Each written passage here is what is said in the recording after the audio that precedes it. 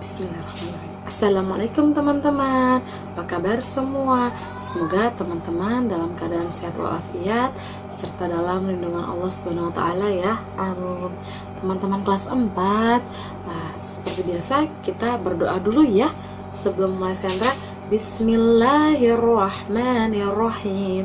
Rabbil zidni ilma warzuqni fahma birahmatika ya Arhamar Rahimin. Amin. Pekan ini kita di Sentra Sainsnya masih membahas tema yang sama ya, yaitu sinar matahari. Dan kita masih membahas topik yang sama, yaitu tata surya. Bedanya di pekan ini kita itu membahasnya tentang babnya benda-benda langit ya. Nah, siapa yang tahu benda langit itu apa sih? Iya, betul sekali. Benda langit merupakan sebutan bagi semua benda yang ada di langit atau di luar angkasa atau yang berada di alam semesta ya, yang dapat diamati. Siapa di sini teman-teman yang suka belajar tentang alam semesta? Nah, yang suka belajar tentang alam semesta, teman-teman ini perlu memperdalam ilmu yang disebut dengan astronomi ya. Jadi astronomi adalah cabang ilmu yang mempelajari tentang alam semesta ya. Nah, siapa di sini yang tahu orang yang melakukan perjalanan keluar angkasa atau ke antariksa itu disebut apa? Ayo, siapa yang tahu? Iya, betul sekali. Disebut astronot ya. Atau bisa juga disebut antariksawan ya, teman-teman ya. Jadi, astronot atau antariksawan adalah orang yang melakukan perjalanan ke antariksa atau ke luar angkasa ya. Nah, terus kita kalau mau ke luar angkasa, si astronot ini atau antariksawan itu perlu pesawat khusus ya teman-teman ya. Nah, pesawatnya itu disebut pesawat ulang-alik ya. Nah, jadi pesawat ulang-alik ini berbeda dengan pesawat terbang pada umumnya ya teman-teman ya. Dari segi ukurannya dia lebih besar, dari segi dilihat dari mesinnya dia lebih canggih ya. Nah, tapi pesawat ulang-alik ini butuh bantuan yang disebut roket ya. Nah, si roket inilah yang membantu pesawat ulang-alik ya untuk bisa memberikan dorongan untuk melawan gaya gravitasi bumi ya. Nah, ada lagi nih ilmu yang mempelajari tentang benda-benda di luar angkasa ya. Nah, ilmunya itu disebut astrodinamika ya. Contohnya itu dia mempelajari tentang planet, galaksi, asteroid, bintang, komet, dan lain-lain ya. Jadi kalau ilmu yang mempelajari tentang benda-benda di luar angkasa itu disebut astrodinamika. Bu, tadi kita sudah membahas tentang astronomi. Apa bedanya Bu dengan astrodinamika nih Bu? Mirip-mirip Bu, pengertiannya juga mirip Bu. Nah, perbedaannya itu adalah astronomi itu merupakan ilmu yang mempelajari tentang benda-benda langit atau benda-benda luar angkasa yang merupakan ciptaan Allah ya. Jadi kayak planet, matahari, bintang, itu kan sudah Allah yang ciptakan dari dulu ya teman-teman ya, dengan kemahakuasaannya ya. Tidak ada yang bisa membuat benda-benda langit seperti itu ya. Nah, sedangkan si astrodinamika itu dia ilmu yang mempelajari tentang benda-benda langit yang berada di luar angkasa atau di antariksa yang dibuat oleh manusia ya. Jadi contohnya itu mempelajari tentang satelit buatan, roket, termasuk kalau sudah ada mungkin satelit atau roket atau mungkin pesawat ulang-alik yang hancur di sudah rusak di luar angkasa sana ya, itu yang mempelajarinya adalah si ilmunya namanya astrodinamika ya. Nah, ada pula beberapa contoh dari benda langit ya teman-teman ya, yaitu ada planet, ada bintang, ada satelit, ada nebula, ada galaksi, ada gugus, ada asteroid, ada meteorit, ada komet, ada rasi bintang, ada debu antariksa, dan ada lubang hitam atau black hole ya bahasa Inggrisnya ya. Kita akan bahas satu persatu ya teman-teman ya. Yang pertama itu adalah planet ya. Siapa di sini yang masih ingat planet itu apa? Kita pernah bahas waktu di pekan tata surya pekan pertama ya, di sinar matahari ya.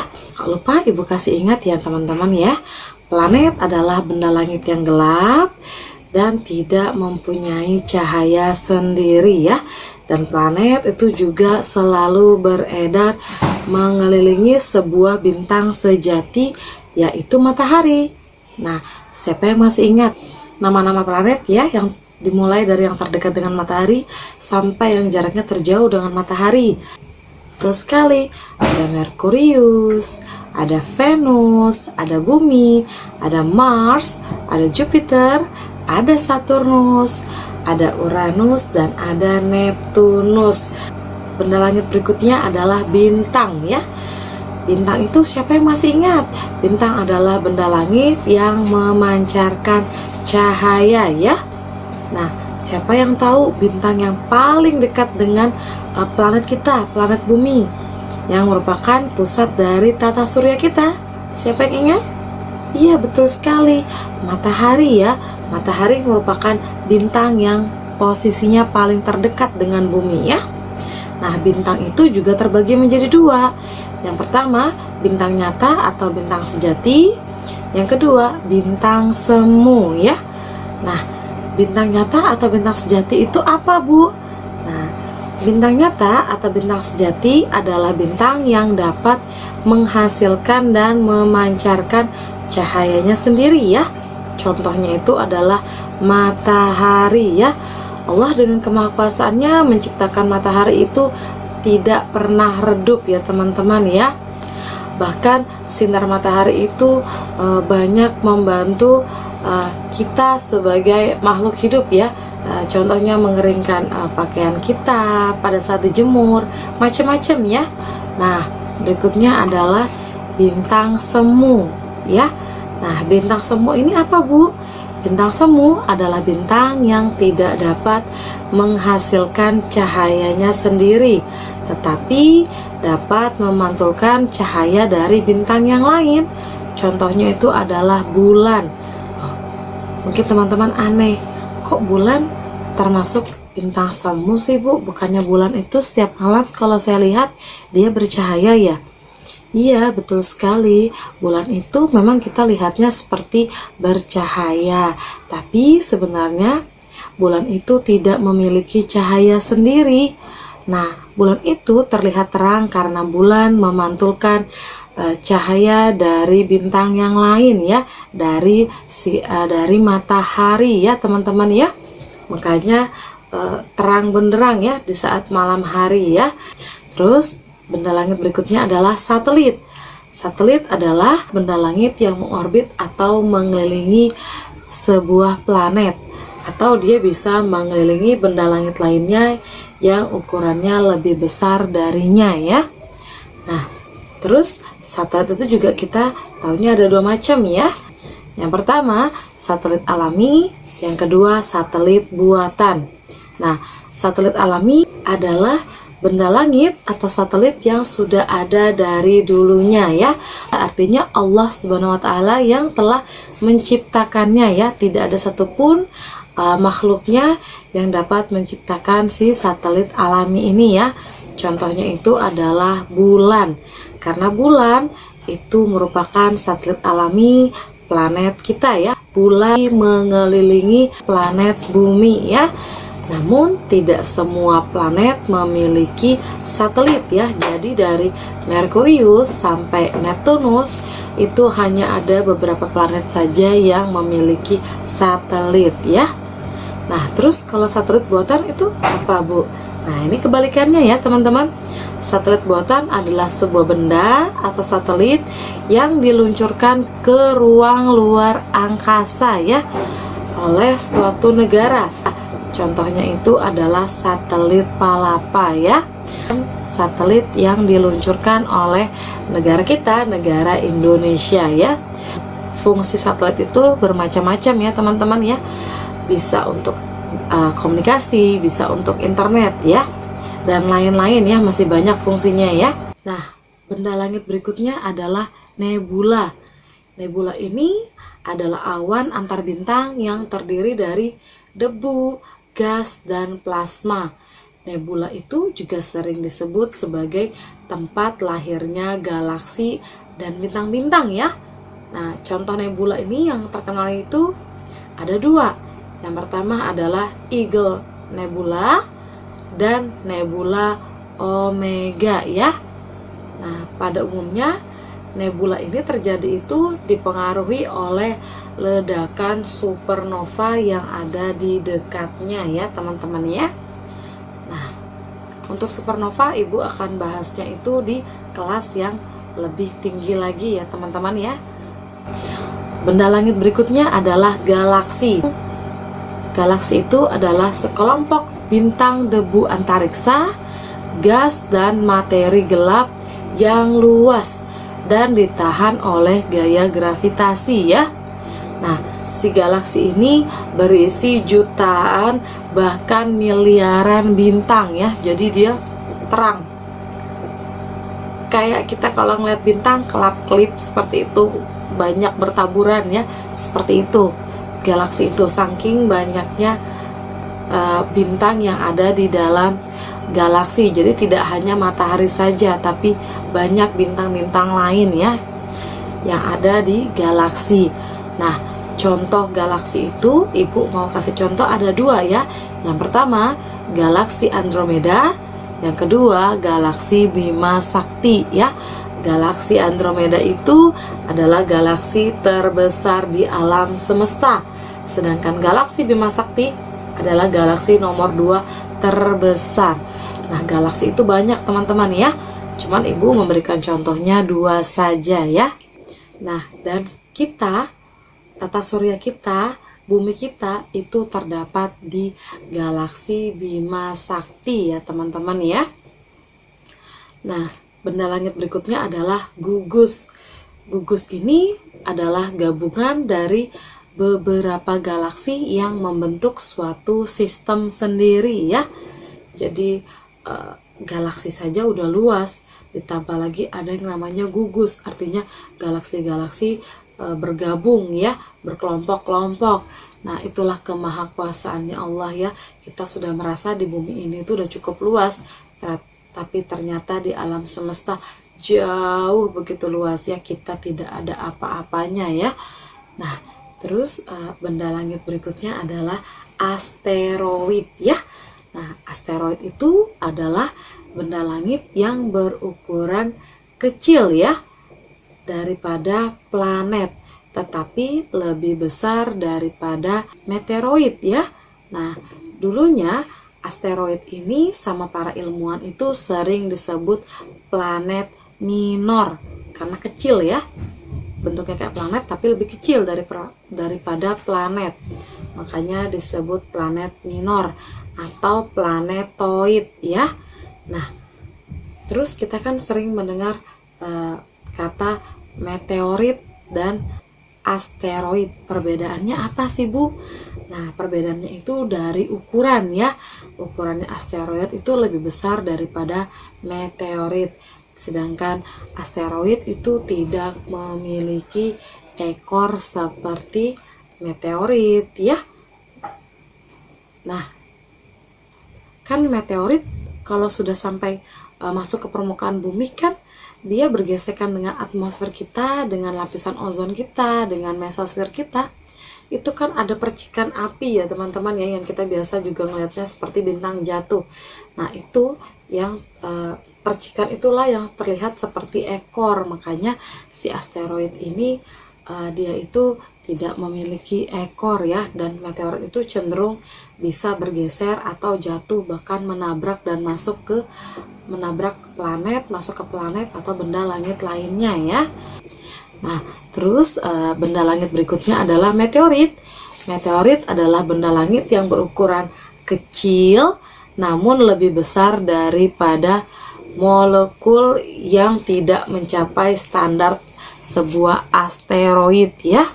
Nah, meteorit itu juga bisa jatuh dari posisinya di luar angkasa, dan dia itu bisa menabrak planet atau benda langit lainnya ya. Nah, teman-teman mungkin sering dengar itu kata meteor daripada meteorit ya. Nah, di sini Ibu akan jelaskan ya. Jadi di sini meteorit yang sudah masuk dan mencapai atmosfer bumi disebut meteor. Nah, kalau udah nyebut meteor pasti teman-teman sudah ngerti ini bentuknya yang seperti apa ya. Makanya kita punya atmosfer, lapisan ozon, stratosfer, mesosfer, dan lain-lain. 5 lapisan itu untuk melindungi kalau ada meteorit yang masuk ya, yang nanti pada saat sudah masuk atmosfer kita berubah menjadi disebutnya meteor ya. Nah, terus benda langit berikutnya itu adalah rasi bintang. Siapa di sini yang masih ingat pekan lalu rasi bintang itu apa? Iya, rasi bintang adalah sekumpulan bintang-bintang yang membentuk pola-pola tertentu di langit ya. Nah, ada juga beberapa rasi bintang yang terkenal di Indonesia. Yang pertama itu adalah rasi bintang Waluku ya. Tapi kalau orang luar negeri biasanya itu mengenalnya dengan sebutan rasi bintang Orion atau The Hunter atau sang pemburu ya. Nah, si rasi bintang ini bentuknya itu mirip seperti alat bajak sawah ya. Dan rasi bintang ini sering digunakan oleh petani karena dihubungkan dengan musim ya. Nah, jika rasi bintang ini muncul dari timur, artinya kita sudah memasuki awal musim penghujan. Sedangkan jika rasi bintang ini sudah munculnya dari barat, artinya kita sudah memasuki musim awal kemarau. Nah, rasi bintang kedua yang terkenal di Indonesia adalah rasi bintang lintang pari atau lintang gubuk penceng atau gubuk miring ya. Nama lainnya adalah rasi bintang Crux ya. Nah, bentuknya ini seperti ikan pari atau layang-layang, makanya disebut rasi bintang lintang pari ya.